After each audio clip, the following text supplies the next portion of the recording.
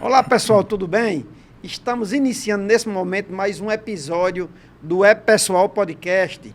Eu me chamo Cleiton Senna. Eu sou Joséildo Rodrigues e hoje, no episódio de hoje, você vai conhecer mais uma história interessante, uma história que faz parte da geografia econômica, da geografia humana da cidade de Mossoró. Eu tenho certeza que você vai gostar. Nós estamos aqui em 17 cidades através da TCM, também em mais de 60 cidades através da 95 e 98 FM e nos nossos canais, que hoje já somam mais de 50 mil pessoas, né? Mais de 50 mil seguidores, exatamente. E aí, Cleiton Senna? É isso. Queremos agradecer também a você que sempre tem nos acompanhado, né? Tem abrilhantado aqui o nosso programa.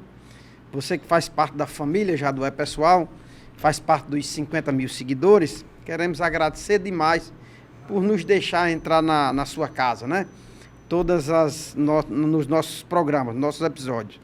Falar agora um pouquinho aqui para vocês da CDL, a Câmara de Dirigentes Lojistas de Mossoró. Para você que quer associar a marca da sua empresa a uma entidade muito representativa aqui de Mossoró e região, chegou a hora e a sua vez.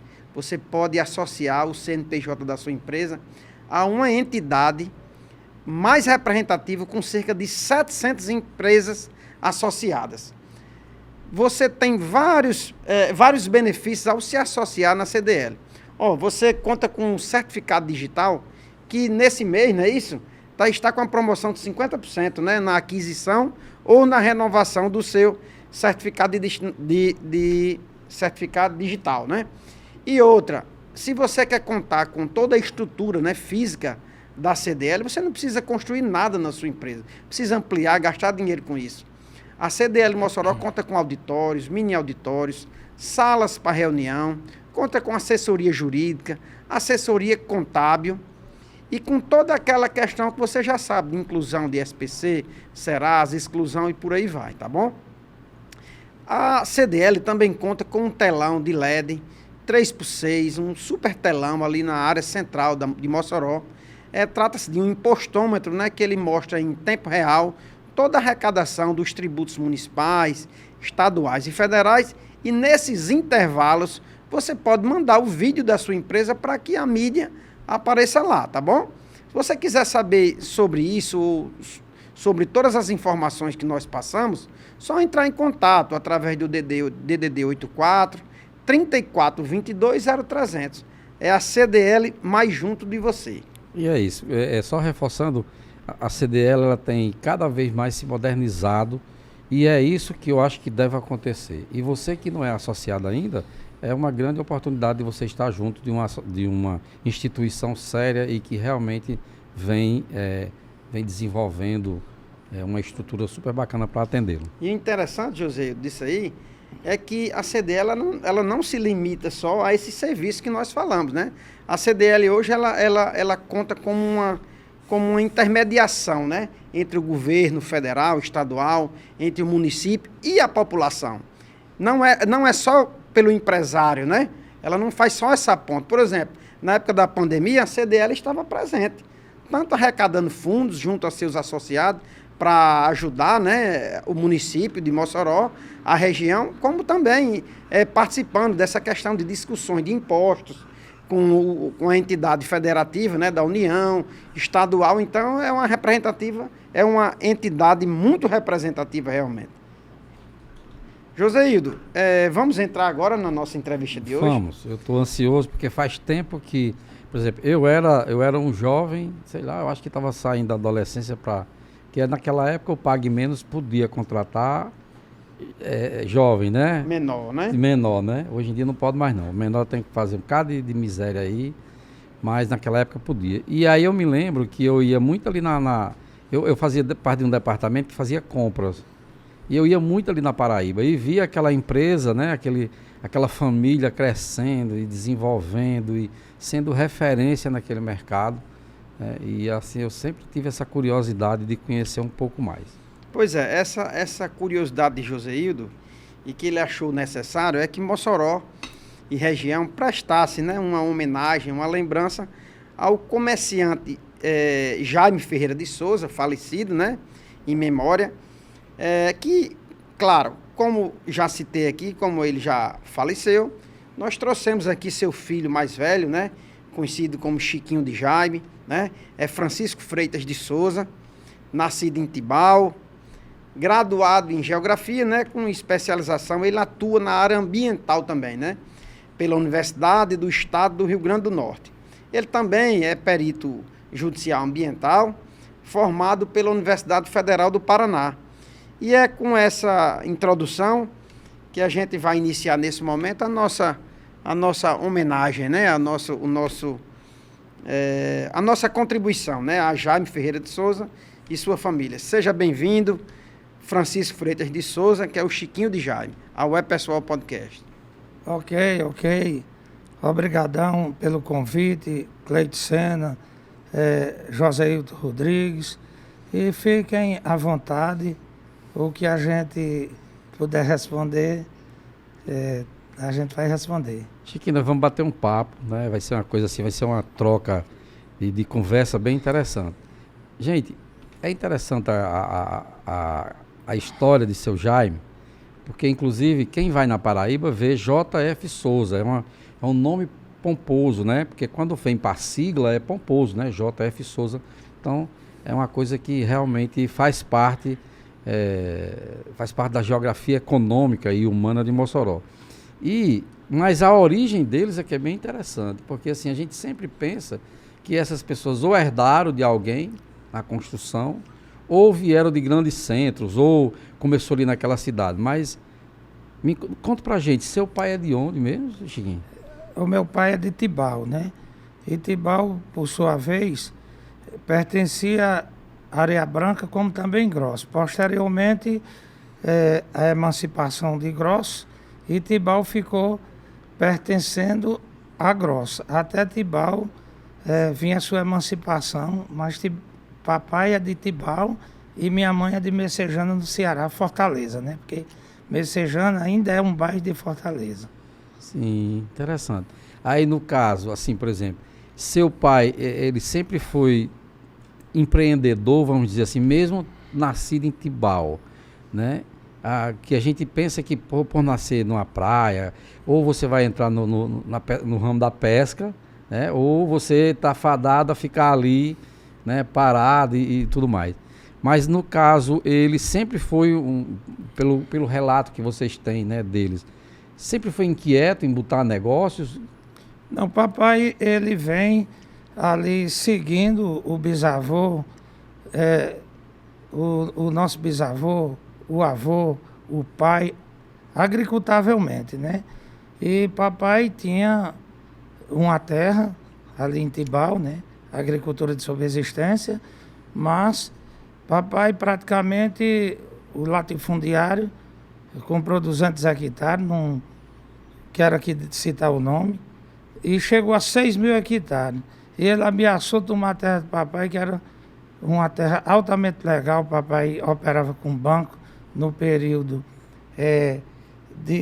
do inverno, né, para conseguir recursos para a agricultura de subsistência, e papai teve que vender e a gente vinha embora para Mossoró.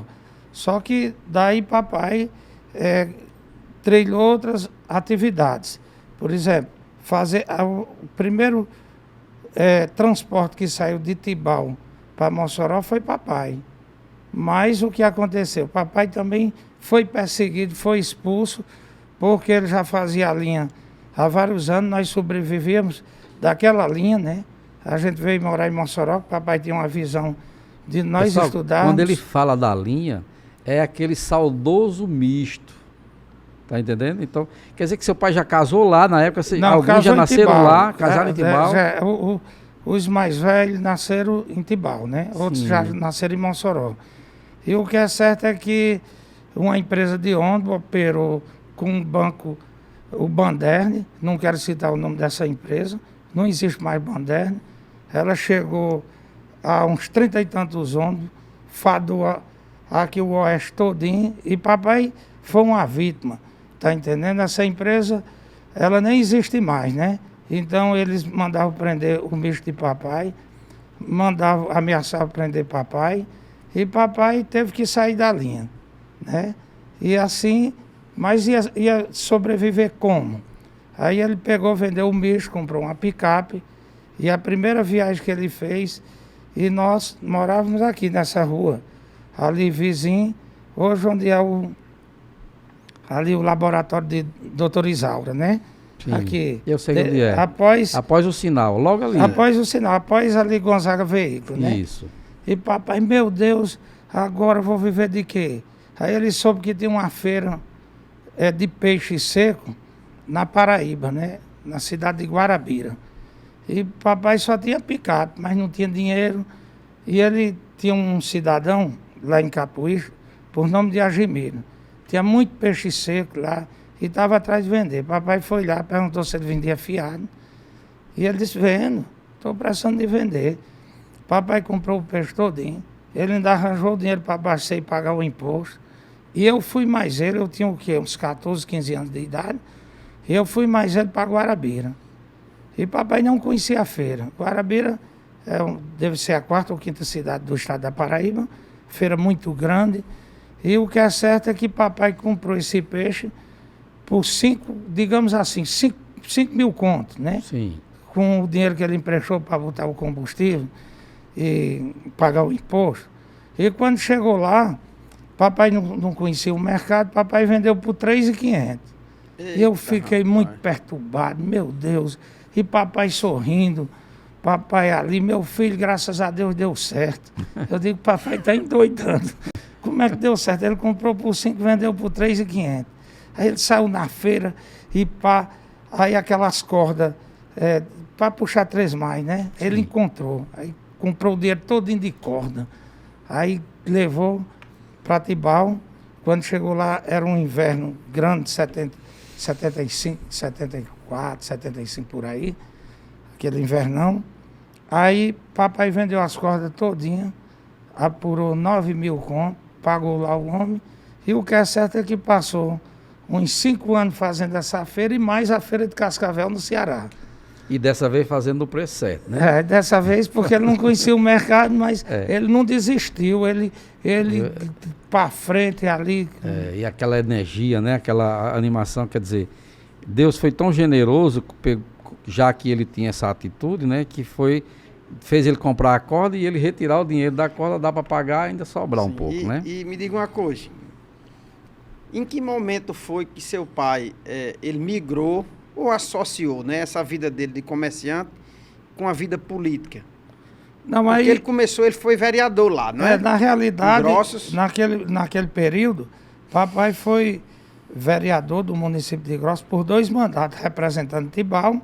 E ele ia semanalmente, às vezes até a pé, pela beira da praia. E ali ia pedir ao prefeito que fizesse um cacimbão para abastecimento do povo, né? Porque o veronista de Mossoró, quando chegava no período da autoestação, todo mundo tinha um cacimbão. Mas o povo de Tibau, nativo como nós não poderíamos tirar água lá naquelas casas daquela gente rica, né? No período de alta estação. Então, papai vinha grosso como vereador, aí pedi que cavasse um cacimbão e mandasse um médico de mês em mês com alguns medicamentos. Então, e vereador não ganhava um tostão sequer. Ele ia para servir. Hoje está diferente, né? A coisa mudou Hoje muito, né? alto salário aí. Ele também foi caminhoneiro, não é isso? Aí papai, aí a partir daí, os invernos já ficaram, o peixe foi escassando, e papai foi, comprou um caminhão e começou a botar material de construção, né? A gente, eu posso até dizer, como tantos outros, como Lino, como Galego da Favela, como Alex, que hoje é CLC, nós ajudamos a construir Mossoró. E também Tibau, né? Aí daqui nós fomos para Macau. E o que é certo é que quando o pai volta de Macau, aí continuou botando material aqui. José, todos nós passamos pelo diocesano. De uma forma que papai encontrou. Papai não tinha condição de pagar o diocesano, mas ele botava a gente para trabalhar no diocesano em troco do estudo, né? E por isso que nós passamos no Diocesano. Ele sempre tinha uma visão que nós morássemos perto do colégio, tá entendendo? Nos orientando, a minha mãe doméstica ali cuidando da gente. E o que é certo é que quando a gente volta de Macau, continua colocando material de construção e de repente José ali passava com uma caixinha, ia comprar aquelas miudezas lá em Pedro de Aquino para vir para o Diocesano. Aí eu disse, pai, tem muita peça usada, bota uma lojinha ali, porque os carros da gente eram carro velho, quebrava. Aí José ficou tomando de conta. Aí daí começa JF Souza, em 1986. E me diz uma coisa, você mencionou aí que vocês voltaram de Macau. Vocês chegaram a residir em Macau, é isso? Não, Ou vocês iam para lá comercializar? Não, a nossa família, toda aqui. Aí foi meu pai, eu e João, meu irmão. Nós tínhamos caminhões, nós fomos trabalhar, transportar material de construção para as causas de Macauzinho, que era a construção da Alca Norte. E quando nós saímos de Macau, a Alca Norte já toda pronta, só faltava funcionar. Mas o projeto foi dizimado, o que a gente via é que os comentários que os Estados Unidos se assustou com a qualidade da barrilha do Rio Grande do Norte. E o presidente da Alca era Tarcísio Maia. E o que é certo é que o projeto, ele realmente foi todo dizimado, já só faltava inaugurar, ia gerar 60 mil empregos diretos. O Rio Grande do Norte é uma riqueza, ainda nenhum governador, como eu disse, a governadora Fátima Bezerra, nenhum governador desse estado conhece esse estado. Eu disse, governadora, conheça a Chapada do Apodi, para ver a riqueza. Nós produzimos quase 98% do sal marinho do país. E, além do mais, as Águas Mães, aqui Cleiton, que é um ambientalista, tem uma empresa, tem uma preocupação com o meio ambiente, ele sabe bem que as Águas Mães, ou seja, a salmoura das salinas, com a fábrica de barrilha, ela era toda aproveitável, como você faz na sua empresa, e evitando que descartasse para o estuário para dizimar toda a espécie marinha, porque a salinidade, quando passa de 26 graus, aí passa a ser magnésio, já não é mais sal. E ali, quando descarta para o estuário, aí cega o camarão, o peixe, toda a espécie marinha. Rapaz.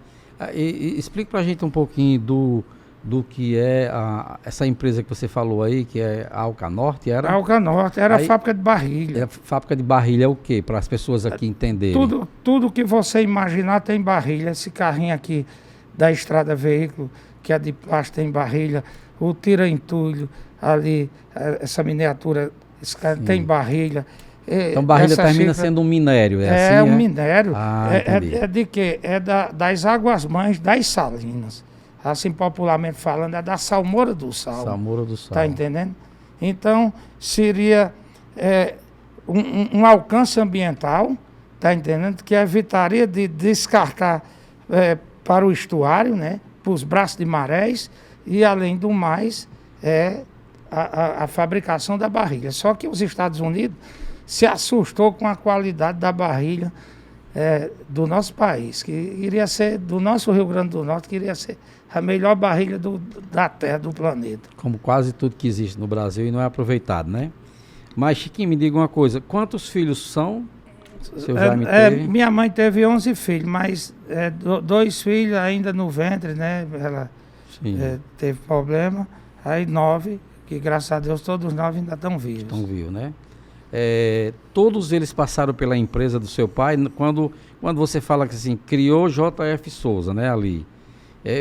Deu para perceber que quem não estava naquele período, naquela fase de passar pelo Diocesano e trabalhar por lá, estava ajudando o pai, né? E aí isso continuou, é uma empresa que para todos os... Porque quando eu passo ali em frente, eu vejo o Pedro, eu vejo Edinaldo, né? Eu só não vejo mais você, mas você também via no passado, né? É porque, na realidade, eu fui caminhoneiro, hoje tenho uma empresa ambiental, aí rodo o estado todinho, faço uma parte do Ceará, e apenas a gente se mantém unido lá, né? O espólio é um consórcio dos 9 irmãos. E assim, aí tem uma que mora nos Estados Unidos, que é a mais nova, e tem a que é encostada a mim, que mora em Fortaleza, né? Essa já... Ela e o esposo dela já são aposentados da Universidade Federal do Ceará. Aí, inclusive, tem um filho dela que mora aqui em Mossoró, é professor da UFESA, sabe? Novinho, acho que tem uns 30 anos. Já é professor da UFESA. Então, aí assim, fica eu, em outras atividades, né? A minha irmã lá de Fortaleza, que também está rodando pelo país, se aposentou ali, o esposo, e vive viajando. E a outra que mora nos Estados Unidos, mas sempre vem aqui. Aí os 6, que eram 4 lojas de peça. Aí o que aconteceu? Quando o papai faleceu, eu disse, vamos ficar só uma. Aí as outras foi alugando os prédios, porque tinha mais facilidade de controlar, todo mundo ali. Perfeito. E eu vou entrar na intimidade maior. Como é 9 irmãos tomar conta de um espólio sem brigar, manter uma tranquilidade, vamos dizer, uma certa tranquilidade? É fácil? Porque assim, eu vejo que isso é tão difícil. A gente não vê muitas as heranças passando para a terceira, para a quarta geração, exatamente por causa desse tipo de situação, né? Porque um não faz muita coisa, mas exige do consórcio, né? E fica aquele mal-estar e termina com que as famílias, vamos dividir logo isso e vamos logo resolver essa situação. Com vocês é diferente, assim, é tranquilo? Veja só, a gente tem buscado primeiramente Deus, para que nele a gente se mantenha sempre unidos. Algumas divergências a gente vai se ajeitando, todo mundo cedendo um pouco, aí vem dando certo, porque, digamos assim, se tivesse uma divisão, se nós todos unidos já temos muitas dificuldades, e se a gente fragmentar, né, aí realmente fica muito frágil. Então, apesar de todos os 9 estarmos assim, com o mesmo espólio, nós continuamos unidos, os lucros são assim, para beneficiar a todos os 9, não há briga.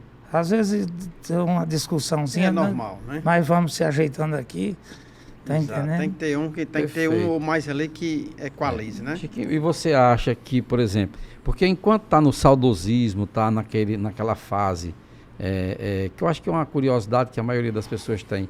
E como é que fica? Hoje quando eu estava pensando em vocês, eu também pensei numa outra família aqui, que também tem um espólio razoavelmente grande, e eu fico imaginando o seguinte, eu digo isso porque lá em casa a gente não tem nada, mas assim, o pouco que tem, eu percebo que assim, a geração seguinte dos meus sobrinhos não tem... Papai tem um pedacinho de terra, que se botar um jumento dentro, fica o rabo e a cabeça de fora. Mas em todo caso, as pessoas brigam por 1000. Escutei isso de uma desembargadora, um período atrás aí, ela dizia assim, meu filho, não se preocupe não. As pessoas brigam por 1000 na mesma proporção que brigam por 1 milhão. E é verdade. Eu pergunto, a sua geração, seus filhos e talvez seus netos, eles têm essa consciência de manter isso? Porque às vezes é mais um saudosismo de que eu pegar a minha parte e resolver. Não, papai trabalhou tanto, né? Batalhou tanto para ter isso aqui, por que agora a gente vai, como vocês, fatiar para não dar em nada? Mas tem gente que diz assim, eu lá quero saber, eu quero a minha parte e pronto. Você acha que dá continuidade? Eu acredito que sim, porque eles vão vendo o nosso exemplo, né? Os 9, né? Procurando sempre se manter unido. E além do mais, a gente tem investido, tanto eu como meus irmãos, em educação dos nossos filhos, né? E isso dá uma compreensão deles sobreviver libertariamente, né? Do que Deus deu para eles e o que a gente teve o esforço de... Porque hoje não existe, não sei o quê, esse negócio, esses programas sociais, está acabando o país. Porque esse negócio que você falou há pouco, o cara de menor não pode trabalhar, isso existe. Nós trabalhamos desde os 8 anos, ninguém se perdeu, a gente foi à luta. A gente vê agora, o exemplo que eu dou, inclusive o caminhoneiro, Eu caminhoneiro, aí quando eu novinho, 20 e poucos anos e tal, aí o cara dizia, rapaz, só que eu andava num caminhão arrumado, cheio de pneu novo, eu comprando telha e vendendo, né? Eu aprendi com meu pai, telha, tijolo. Eu ainda vendi uma cerâmica em Açu, faz 30 e tantos anos que eu vendo da mesma cerâmica. Eu não tenho mais caminhão, né? Aí um virou, o motorista faleceu e eu disse, não vou querer mais caminhão, né? Aí, resultado, o que é que acontece? O cara disse, rapaz, por que você não compra um caminhão novo? Eu disse, não, é porque o meu dinheiro está sendo todo investido na educação do meu filho. Então, aí eu formei todo mundo, né? Chiquinho, me diz uma coisa, há 20, 30 anos, alguma coisa do tipo, né? A gente viu uma evolução de Jotef Souza, né? Quando seu pai era vivo, né? Já construindo aquele prédio ali que fica na Paraíba, né? No bairro Paraíba, um prédio bem vultuoso, né? Bem feito ali, e mostrava a solidez, né?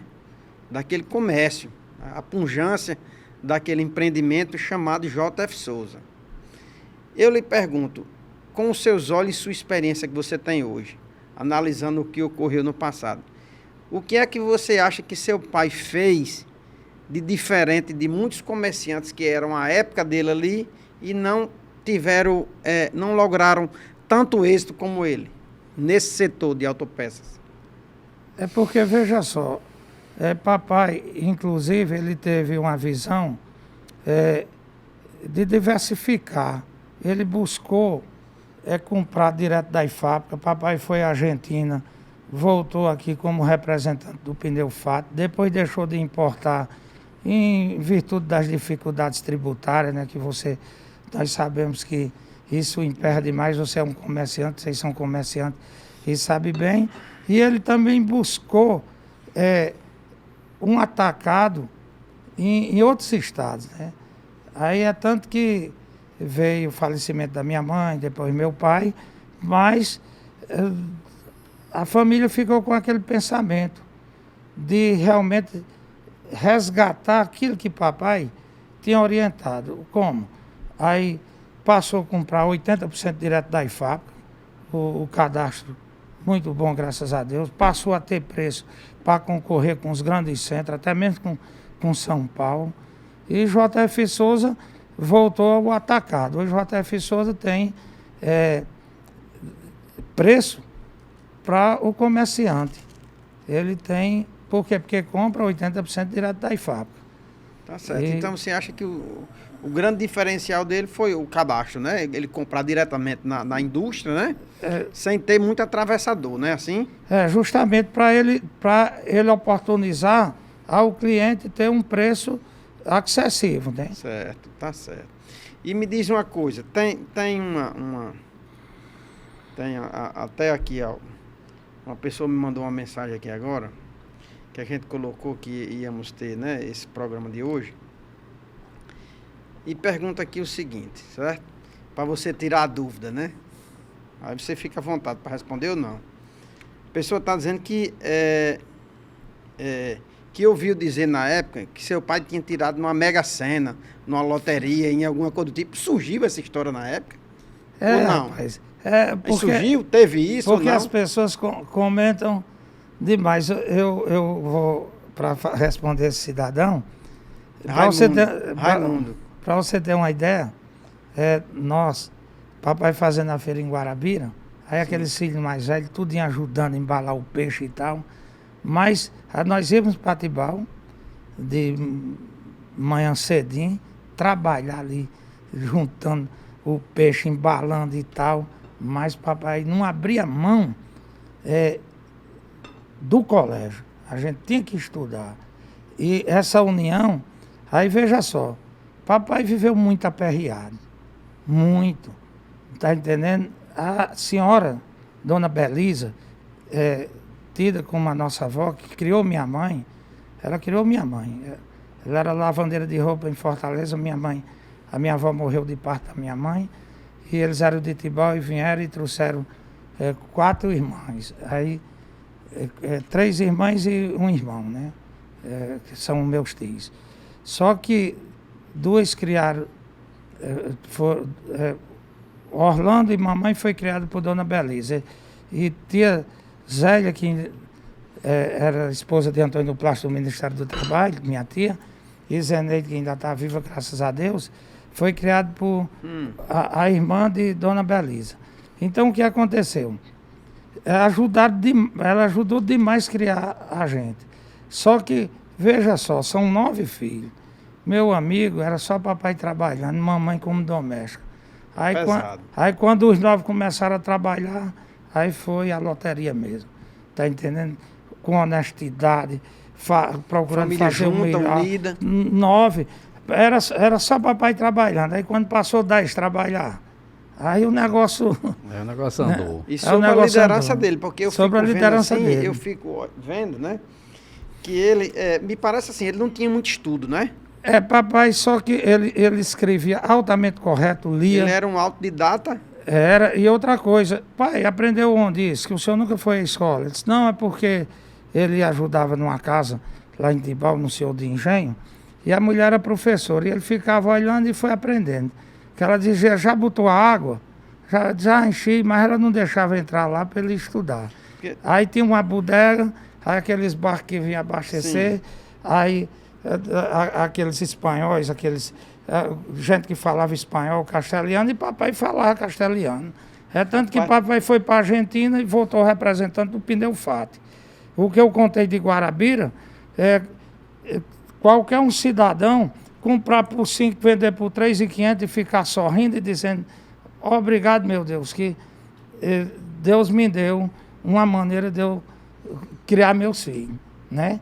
Diante do prejuízo. Inclusive, ele tinha um slogan que dizia, apesar das dificuldades, amanhã será outro dia de prosperidade, jamais desistir. Jamais desistir. Ele dizia, Deus apagou o meu passado de sofrimento. Deus vai me fazer prosperar na minha terra da aflição. E assim aconteceu. Então esse foi o prêmio da Mega Sena, né? Esse foi o prêmio da Mega Sena. Por isso que o povo, né, espalha. Mas olha, você vê como é interessante.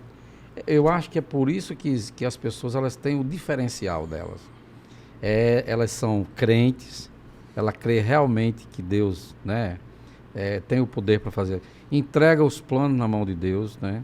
E digo assim, tipo, ó, se hoje as famílias não querem mais do que 2 meninos, do que 2 filhos, naquela época, 9, né, para você sustentar de várias formas, e ele criativo, pedir emprego a Padre Sato, para o menino estudar no colégio, em troca do estudo e tudo mais, e todo mundo trabalhando junto. Então, assim, é um diferencial que algumas pessoas perguntam, mas por que fulano, ou por que Beltrano naquela época mudou de vida ou conquistou alguma coisa? Então, é para você que está nos assistindo, para você que está nos ouvindo aí, através da 95 e 98, essa é uma história da vida real. Porque às vezes a gente se perde tanto, hoje está tão comum as pessoas viverem uma vida falsa, com esse negócio né, de rede social, por mais que as pessoas falem, mas todo mundo termina comungando da mesma coisa. E aí termina, por que não se tinha muita gente, não me lembro do meu avô, talvez você não lembre do seu pai, do seu avô, com angústia, com ansiedade, com doença de não sei o quê, né? Por quê? Porque eles viviam uma vida real. Eles tinham que sair na labuta mesmo, sair de manhãzinha cedo, de 4 horas da manhã, já para chegar na feira, não sei o quê.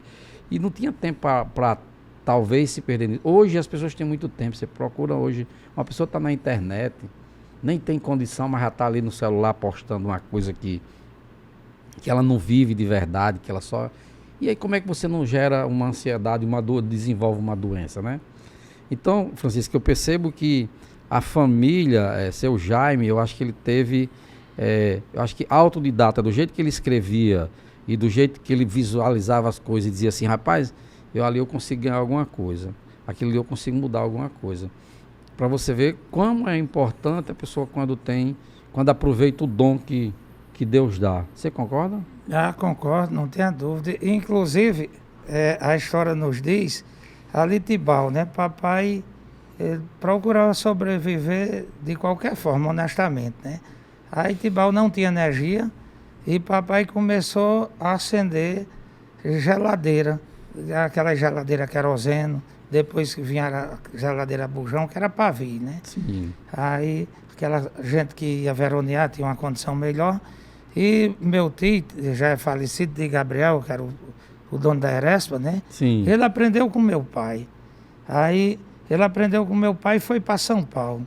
E ele lá se especializou em refrigeração. E ele fazia refrigeração dos frigoríficos do Lloyd brasileiro, de outras companhias, inclusive Erespa, abriu Mossoró, Fortaleza, Natal, né? Depois ele faleceu, aí e Tio Gabriel aprendeu com o papai. E papai morou numa casa aqui em Mossoró, quando era rapazinho, Nezinho Jabuaba. Aí Nezinho lidava com creme, com queijo, com manteiga. E papai aprendeu bater o creme, fazer a manteiga, fazer a banha. Então papai era um químico. Ele tem uma inteligência e teve um período que ele fez manteiga. Tinha aquelas tinas e ele fazia mesmo o eixo para bater. Só que a Matarazzo, aí quando viu que o comércio dela estava se acabando em virtude, a manteiga do papai era muito boa, aí vieram a polícia. Naquele tempo era o exército, né? Aí proibiram o papai fazer. O que é certo é que o papai foi perseguido na agricultura, tá entendendo? Foi perseguido na agricultura. Teve que vender as terras dele. Teve que vender. Quando ele veio botou o foi misto, perseguido, foi perseguido. Tá entendendo? No transporte, era né? um Dodge Dart. Quando dava 9 horas, a gente morando aqui no Nova Betânia, o papai tinha feito uma casa. Quando dava 9 horas, que o misto não chegava, pronto.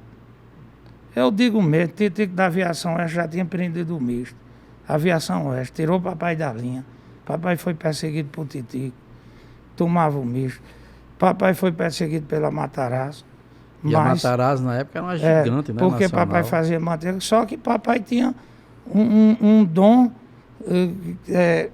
avaliado por Deus, tá entendendo? E hoje nós não temos ódio, nem rancor, tá entendendo? Titi, que é um amigo nosso, às vezes compra lá na loja, a gente quer muito bem a todos e a gente não tem raiva de ninguém, sabe? A gente vive assim, voltado para Deus, né? Isso é muito voltado para Deus, então eu estou contando, eu até peço desculpa dizendo isso, mas foi o sofrimento que meu pai passou, né? Não vou esconder. E eu como mais velho, quando papai, 9 horas o misto não chegava, e porque, diga aí, naquela época o misto vinha e naquele dia era o dinheiro que trazia da linha era para ir comprar mistura. É para ir comprar. Não tinha essa de fazer feira grande, porque não tinha dinheiro. Nessa época do misto, vocês moravam em Tibau? Então, já morava aqui. Sim, já morava aqui. Aí veio. ele ia fazer a linha Mossoró-Tibau? Tibau-Mossoró. E Tibau-Mossoró. Aí ele saía o quê? Cedinho daqui? Não, ele saía de Tibau 6 horas da manhã. Chegava aqui 7h30, né? Vinha 7h30, 8 Ele horas. já ia para Tibau, ele dormia lá ou ele ia bem cedo? Não, ele dormia lá. Ele dormia lá, né? Nós tínhamos uma casa lá. Vocês moravam aqui, os filhos ficavam por aqui já, né? Estudando. E ele ia fazer essa viagem lá. Ia cedinho. Não, ele já dormia lá e Sim, vinha cedinho com o pessoal para Mossoró. Né? O pessoal vinha fazer aí feira. Dia de sábado era que ele vinha. E passava o final de semana em casa. Aí passava, domingo de tarde ele ia embora. Ele era um homem definitivamente à frente do seu tempo, não era? Era, e ele negociou com telha, com tijolo, com tudo. E eu aprendi. Era bem-humorado ele? Ah, não tinha dúvida, não tinha tempo ruim para ele, não, sabe? Não, né? Tá entendendo? E eu acredito que, por exemplo, papai também media a terra, as terras de seu Dinê, naquele tempo era na corrente, não tinha trena, não tinha. Aí, hoje, eu como geógrafo, alguns poucos serviços topográficos que eu faço, eu digo, aprendi com o papai, né? Medindo terra. Aí papai sempre procurava regularizar alguma terra, a gente também faz esse serviço. Ambientalmente papai se preocupava com a natureza, a gente também seguiu isso. Papai vendia telha, tijolo, eu ainda vendo. E eu cheguei lá em Açu com uns 20 anos de idade, já com caminhão. Aí encontrei a Sebastião Alves Martins, foi prefeito. E o que é certo é que eu ainda vendo o material deles. Tá certo. Chiquinho, me diz uma coisa. Se você puxar agora pela sua consciência e você buscar lá atrás, qual seria assim a grande lembrança que você tem do seu pai com relação à questão do exemplo? Alguma imagem ou alguma atitude dele, alguma palavra? Se você buscar agora lá no seu íntimo, o que é que você que você lembra logo do seu pai agora? O que eu lembro dele era o otimismo, né? Ele era otimista demais, ele dizia, apesar das dificuldades, amanhã será outro dia. Jamais desistir. Ele nunca desistia, né? É tanto que eu, como ambientalista, eu peguei um serviço aqui na estrada de Ipanema para liberar uma pedreira. E o que é certo é que existe uma lei na Constituição de 1934, cobertura de área. Só é do proprietário até 20 centímetros. Então, essa lei ainda está nos dias de hoje. O cidadão entra na sua terra, principalmente Minas Gerais, e cobre. E o que é certo é que eu peguei esse serviço e passei 10 anos para essa licença sair. E eu era para ter dito, dono tal, eu não vou fazer mais, eu nunca desisti. É tanto que quando eles pediram para eu renovar, eu digo, agora procure outro, sabe? Você dá entrada, é DNPM, Olha, para você ter uma ideia, agora você disse tudo. Aí Michel Temer, quando assumiu o governo, disse, isso eu vou acabar. Era Departamento Nacional de Produção Mineral. Ele não conseguiu, aí mudou só o nome, para Agência Nacional de Mineração, sabe? Porque assim, para você que está nos acompanhando, isso que ele falou, é uma coisa assim que não é muito comum. As pessoas às vezes não sabem. Porque você pode ser detentor, ter escritura pública e o registro da sua terra rural. Mas os subsolos não pertencem a você. Pertence ao governo. Né? Os A governos União, são ricos, exatamente. a União. Então, alguém pode chegar e pedir a licença, né? A licença ambiental Justamente a cobertura de diária. exploração, que se chama cobertura diária. E ele pode entrar na sua terra lá e ele vai explorar algum minério, alguma riqueza que ele acha que existe, né? Ele vai fazer um estudo, claro, de viabilidade. Mas isso é muito interessante o que você disse, que pouca gente sabe. Agora eu lhe pergunto, com relação a esse assunto, que é bem interessante. Chiquinho, mesmo você tendo com a licença de cobertura de área, vamos dizer que o proprietário seja Joseildo, escritura pública registrada nele. Se ele não quiser que você explore, o que ocorre? Não, veja só, porque eles fazem uma cobertura para pesquisa. Quando eles fazem essa cobertura, aí eles travam a terra. Aí, de repente, o proprietário diz, não, eu preciso aqui de fazer um açude, vou tirar o arisco, a areia, aí para vender, para melhorar a minha vida, e esse açude sair. Mas quando prepara toda a documentação que vai dar entrada, a terra está coberta por uma empresa de Minas Gerais. Se por acaso a empresa se interessar, aí sim ela vai negociar com o proprietário e pagar, popularmente chamada aquela conga. Mas só que ela cobre por 3 anos, aí vai renovando.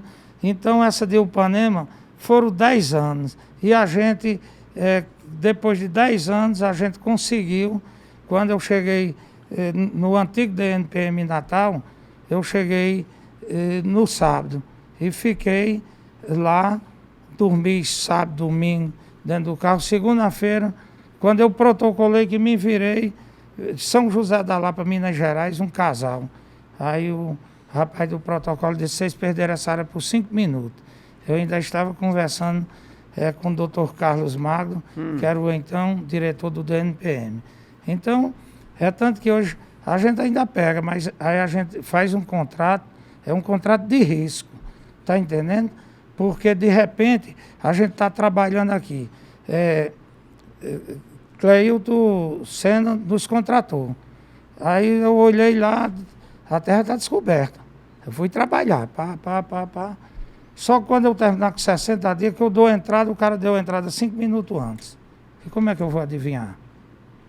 Não tem como, é um risco. É porque, digamos assim, 1882, e 98, aí ele já tentava fazer isso. Aí vem a Constituição de 34, 1934.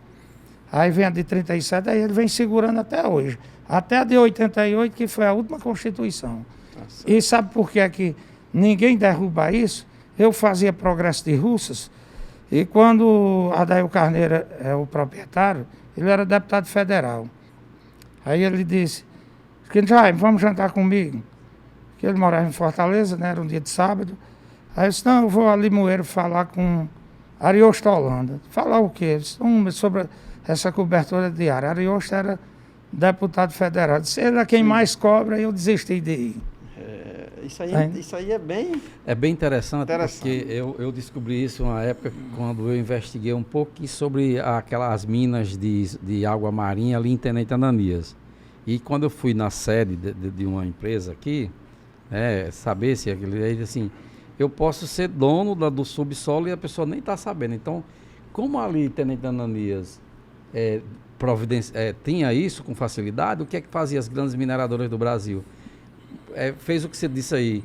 Se tornou dono quase toda aquela região ali. Mesmo que ninguém explore, mas ele é o dono. Os filhos de Miguel Alves, ali quem exploraram tudo aquilo, só que eles inclusive fizeram um contorno com recursos próprios, eles eram muito ricos. Mas o garimpo cegou.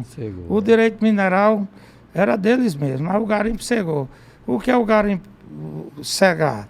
Veja só, é assim, disse, fulano, ouro é amaldiçoado. O cara tirou tanto ouro, depois ficou pobre. Mas sabe o que é? Porque o cara vai na banqueta que tirou o ouro. Aí ela não encontrou mais.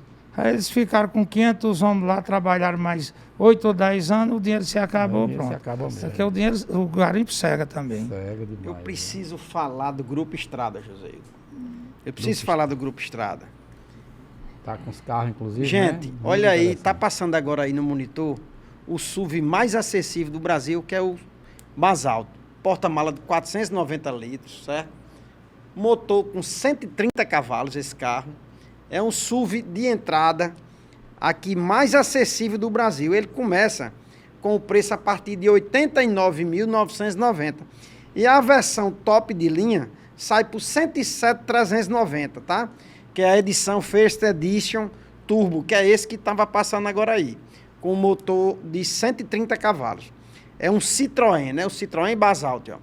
Inclusive, é o seguinte, o Grupo Estrada, ele detém 4 marcas para você comprar o seu carro 0 km. Mitsubishi, Caoa, Chery, Peugeot e Citroën, que é a dona dessa marca aí do Basalto, tá? E também possui uma loja de seminovos, com o maior estoque de veículos seminovos da cidade e região. Você pode procurar qualquer veículo multimarca. E a Estrada Veículos, assim como o Grupo Estrada, através dessas 4 concessionárias, elas vendem, claro, e entregam o carro aqui em Mossoró, mas também entregam para todo o Brasil, tá? Então, qualquer coisa, você pode entrar através do WhatsApp 84 3314 4033 e você fala com o pessoal da Estrada Veículos, tá? Olha, para veículos seminovos, para vocês terem uma ideia, a Estrada Veículos tem taxas a partir de 1,09, com transferência 100% grátis, né, por conta da loja, e a primeira parcela você paga com 180 dias, a primeira parcela do seu financiamento. Então, você também pode acessar o site da Estrada Veículos, que é o Estrada Veículos, no plural, rn.com.br. Vou repetir, estradaveiculosrn.com.br. Lá tem todos os carros que estão no estoque nesse momento, enquanto você assiste. Dá uma olhadinha lá, tá certo? E entre em contato com o pessoal da Estrada Veículos. E não esqueça, você diga que foi atrás do Pessoal Podcast, não é, Joséildo? É isso aí, muito bem. É isso aí. Muito bom. Muito bom. Vamos lá, Joséildo. Sim. Falar um pouquinho aqui da Projeto Locações. Projeto Locações é uma empresa aqui de Mossoró e da região que conta com um nicho de equipamentos, tá certo? Que está sempre à disposição da sua obra. Você precisa somente se preocupar com a mão de obra. Acabou essa história de você estar comprando equipamento. Por quê? Porque você locar equipamento é infinitamente mais barato, gente. Você se preocupa com o seu projeto arquitetônico, com a execução da sua obra e deixa os equipamentos que a Projeto Locações tem e manda entregar para você com toda a comodidade. Você pode entrar em contato com a Projeto Locações através do site grupoprojeto.com.br. Lá você vai na aba Projeto Locações e lá tem um nicho de todos os equipamentos que a empresa possui. Então, ela manda deixar na sua obra. Da mesma forma, a Tira Entulho Ambiental, que também é uma empresa do nicho de transporte e destinação final de resíduos variados, tá? Tem o processo totalmente licenciado, isso é muito importante para que a sua empresa também fique legal, né? No que diz respeito à questão ambiental. E lembrando, você também pode entrar em contato com a Tira Entulho Ambiental ou com a Projeto Locações através do mesmo WhatsApp do atendimento, 849-8898-5828. Ou se preferir, você vai lá no site grupoprojeto.com.br, você procura, clica lá na aba Projeto Locações ou na aba Tira Entulho Ambiental e a equipe vai lhe retornar no momento oportuno. Estou satisfeito, viu, José? Tá, que coisa boa. Eu vou pedir licença a você para falar mais uma vez do livro da nossa irmã, da minha irmã Lidiane, né, que é Me Reconstruindo, e você pode ir na Amazon, né, ele está disponível na Amazon, Um dia descobri o meu verdadeiro valor. Então é Lidiane Rodrigues Vieira, de França, né, e aí você pode ter, ela se descobre, né, depois que ela conhece Jesus, depois que ela conhece verdadeiramente, né, Deus. E aí é aquela menina que era tímida, que era fechada, que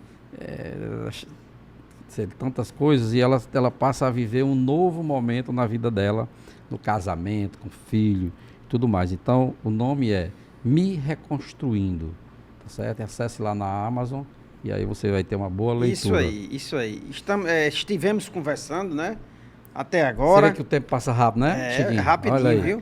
O Chiquinho de Jaime, né? Chiquinho, eu quero fazer... Ele vai fazer aquela pergunta que eu fiz para você, mas eu queria saber o seguinte. De tudo que você viveu, né, desde a sua infância, vendo seu pai, sua mãe, seus tios, você construindo sua família, seus irmãos, você pode dizer que você hoje é um homem satisfeito com tudo que você viu, com tudo que vocês construíram? Existe uma insatisfação por minha parte, não com a minha família, não com os meus irmãos, com os meus filhos, com toda a minha família. Não, de jeito nenhum. É uma maravilha. Mas eu não sou um homem feliz. Por quê? Porque esse mundo é de todos nós. E é tanta gente passando fome, passando necessidade. Em São Paulo, quando você chega, você vê moradores de rua. Aqui, em frente à Basílica de Santa Luzia, gente vivendo abaixo da linha de pobreza, morrendo de fome, no relento. Isso dói. É verdade. Se eu pudesse, eu ia transferir minha conta do Banco do Brasil para outro canto, porque aquilo parte do meu coração. Aquelas pessoas ali vivendo abaixo da linha de pobreza. E eu estava vendo uma situação. A maioria das nossas cidades, tudo começa pelas cidades, né? Daí depois Estado, depois União. Então, você vê o IDH, o Índice de Desenvolvimento Humano, baixíssimo. Pessoal passando necessidade, desempregado. Aí os governos vêm, o que é que os governos fazem? Aí um restaurante, barriga cheia, R$1. Meu amigo, quem está abaixo da linha de pobreza não tem... Ele vai comer ali por R$1. E a família, e o lar, e o estudo dos filhos. Não tem como. E o respeito com ele mesmo. E aí os governos poderiam mudar essa história. Por exemplo, aqui em Quixeré, um plantador de banana disse, eu vou mudar isso. Se eu não mudar daqui a 2 anos, eu renuncio. Bessa, ele é lá de Alto Santo. Foi o que ele fez. Baixou o imposto sobre serviço de 5 para 1,5. O que foi que aconteceu?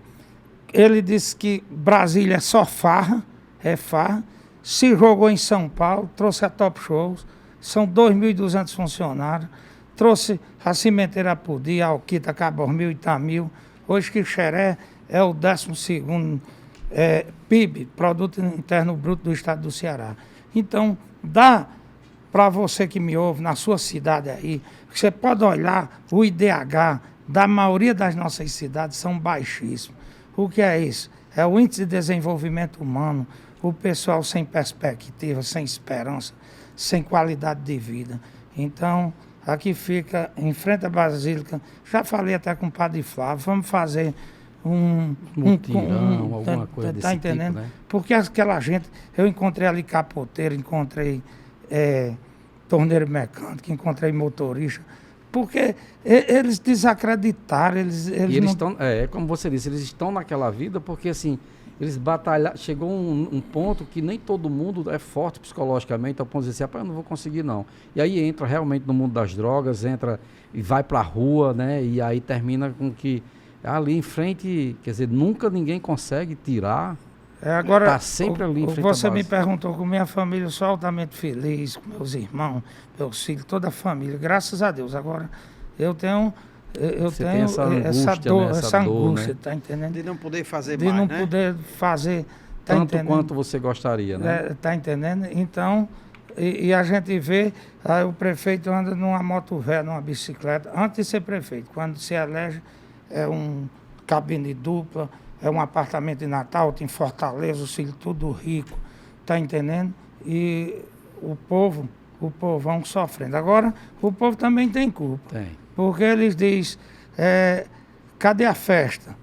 Cadê a Cadê quantas bandas vêm? Cadê Aí o as cimento? bandas já... Cadê o cimento? Cadê as telhas? Cadê né? a banda grafite? Cadê a banda? Banda de 1 milhão e Eu acho que 200. assim, é um assunto bem, assim, bem delicado. É, isso aí. Mas assim, primeiro eu quero parabenizar, Chiquinho, agradecer a sua presença. Parabenizar, porque assim, realmente assim, é uma história muito bonita do seu pai. Eu acho que o mundo, as pessoas nem percebem o quanto as pessoas de há 60, 70 anos atrás construiu realmente uma coisa mais respeitosa. Eles construíram algo mais respeitoso. Eu não vejo essa geração nova deixando nenhum legado daqui para frente. Infelizmente, assim, são poucos que você vê, tá entendendo? Mas, assim, essas histórias interessantes que a gente traz aqui no pessoal, é exatamente para que a gente possa fazer uma reflexão. Dizer assim, rapaz, se uma pessoa saiu lá de Tibau e conseguiu fazer isso, e construir uma família, e dar um norte para essa família, eu também posso. Então, assim, eu acho que é muito importante. Isso aí. E Cleiton vai fazer a nossa pergunta para você. Conversamos aí com Francisco Freitas de Souza, né? O Chiquinho de Jaime. Chiquinho, até o título aí a nossa logo aí é pessoal, é porque a gente deu uma analisada antes até de abrirmos esse programa. E segundo a filosofia, o que a gente viu é que ela diz que existem 3 verdades. Existe a minha, a sua e a verdade. Então nós queríamos saber da sua opinião com relação a isso. Queríamos saber de você. Chiquinho, na sua opinião, a verdade é pessoal? Deixa eu lhe dizer, só existe um item, é a verdade. Tudo que contei aqui é altamente verdadeiro. Inclusive, eu, muitas vezes, assim, sabatinado pela própria Polícia Federal, defendendo o cliente, e perguntar uma vez, 2 vezes, 3 vezes, não pergunto mais não, porque é só o que eu falei, a verdade. Aqui é a verdade, e qualquer dúvida pode perguntar Tá certo. a região Para você, a verdade, ela não, tipo assim, a verdade que a gente estava falando nos bastidores, né, daquela casta poderosa, o que ela prega para a sociedade é uma verdade. O que ela vive nos bastidores não é a verdade que ela prega. É mais ou menos em cima disso que a gente faz essa pergunta, tá entendendo? Certo. E não muito em cima da verdade que eu, ou que Chiquinho está vivendo, ou que Cleiton está vivendo. Então é uma verdade que essa caneca é preta, né? É óbvio. Mas é aquela verdade que a pessoa diz assim, será que o que eu estou vivendo aqui, a depender do... O que você está defendendo, por exemplo, a sua defesa num Em bate-papo relação a... entre nós dois, qual seria a verdade? A minha, a sua, ou existiria uma verdade? Seria nesse sentido. Mas pelo que você disse... A nossa, muito interessante. vocês estão de parabéns. Esse programa vai ter que continuar, porque existe aqui na terra de Santa Luzia um déficit tamanho grande.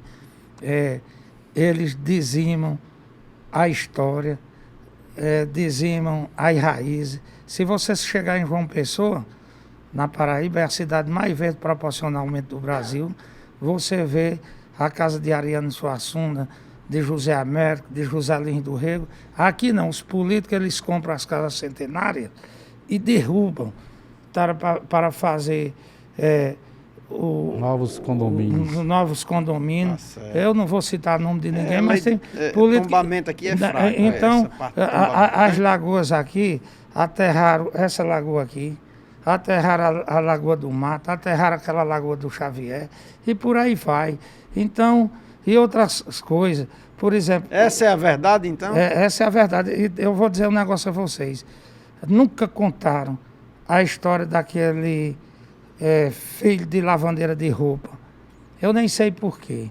Eu ainda tenho um parentesco enrosado por parte de Dona Dalgisa, né? A mãe de Carlos Augusto de Betim. Mas eles eram que passaram tanto dentro na política, a história de Antônio Rodrigues de Carvalho. Aí você vai ter que vir no outro episódio, né, José? Não, você não está entendendo? É porque o seguinte, aqui vocês estão buscando uma história. Antônio Rodrigues de Carvalho. Muito bem. Foi deputado 4 vezes, prefeito de Mossoró 2 vezes, advogado, depois que já deixou de ser, eu queria fazer medicina, já velhinho, fechou na UFRN. Saber dessa né? história. Então, nós precisamos resgatar essas histórias, né? Não é só a nossa, de tanto. Tá certo, Chiquinho. Queremos agradecer, Chiquinho, né, rapaz, a sua presença mais uma muito, vez. Muito bom, viu? E vamos fazer um brinde. E convidá-lo, né, com a caneca preta aí, ó. Tranquilo. Vamos fazer o nosso brinde aí, olhando ali para as câmeras, viu? Tranquilo. Muito obrigado, pessoal, e até segunda que vem com mais um episódio do Pessoal Podcast. Uou.